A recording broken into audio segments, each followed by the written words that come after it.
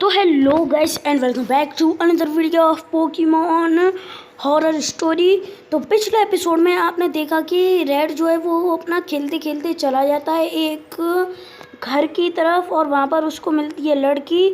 और फिर उसके बाद कुछ तो भी होता है और फिर उसके बाद होता है कट सीन। मैं उसको सीन को कट कर दे रहा हूँ क्योंकि मैं आपको बताऊँगा वो सब कुछ, तो मतलब यानी कि बहुत सारी लंबी वीडियो बन जाएगी, बहुत ज़्यादा लंबी वीडियो बन जाएगी। तो मैं ऐसे ही आपको बता दिया करूँगा, मतलब यानी कि आधा ही बताया करूँगा ताकि तुम वो वाली भी वीडियो देखा करो।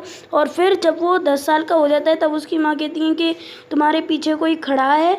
तो वो सोचता है कि मेरे पीछे कौन खड़ा होगा, तो फिर उसको प्रोफेसर ओक बुलाते हैं। और फिर अब आगे देखिए, तो वो प्रोफेसर ओक की लैब में पहुंच जाता है और वहाँ पर उसे प्रोफेसर ओक कहते हैं कि जल्दी आओ। और फिर प्रोफेसर ओक बताते हैं कि मैं जब तुम्हारी तरह बहुत ज़्यादा यंग था तब मैं मतलब यानी कि तुम्हारी तरह जवान था तब मैं पोकेमॉन को पकड़ा करता था।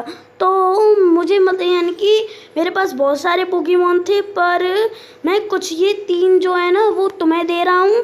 तो तुम इनमें से कोई चूज़ कर लो एक पोकेमॉन जो तुम्हारे सफ़र में काम आएगा। तो रेड चुनता है अपना चारमेंडर और ब्लू चुनता है अपना स्क्वाडल। तो उन दोनों में बैटल हो जाती है और उस बैटल में जीतता है अपना रेड। और फिर रेड जीत जाता है और फिर जो गैरी है वो चला जाता है और ये कहकर जाता है कि तुमने चीटिंग की है मेरे साथ, तुमने चीटिंग की है। और फिर वो सोचता है कि मैंने क्या चीटिंग की है, और फिर वो भी चला जाता है। और फिर उसको निकलना होता है एक विरिडियन फॉरेस्ट से। तो वो विरिडियन फॉरेस्ट से जा ही रहा होता है, पर फिर उसको याद आता है कि जब मैं पोकेमॉन सेंटर में बैठा हुआ था तब मुझे एक लड़के ने ये बताया था कि यहाँ के ट्रेनर्स बहुत ज़्यादा खतरनाक हैं। तो अब एक कट सीन होता है और हम चले जाते हैं विरिडियन फॉरेस्ट की, वो कहते हैं विरिडियन सिटी में।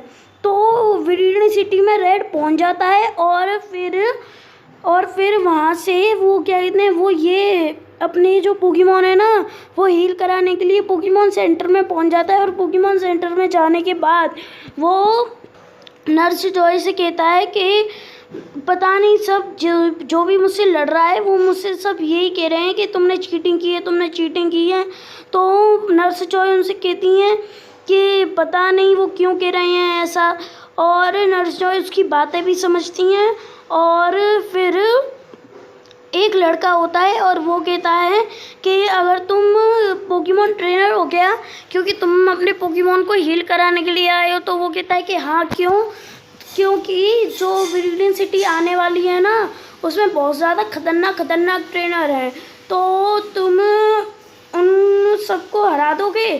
तो वो कहता है कि हाँ।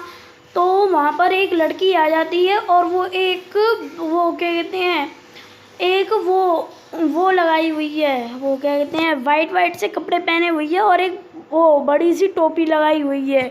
और रेड कहता है कि हे लड़की तुम क्या जा रही हो।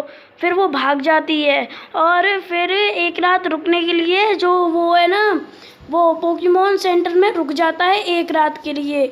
तो वहाँ पर ही वो एक लड़की आती है, वही वाली लड़की, और वो अपना चेहरा दिखाती है। तो उसकी जो आँखें हैं वो खून से लथपथ हुई होती हैं और उसके जो पेट में ना वो क्या कहते हैं वो खून बह रहा होता है।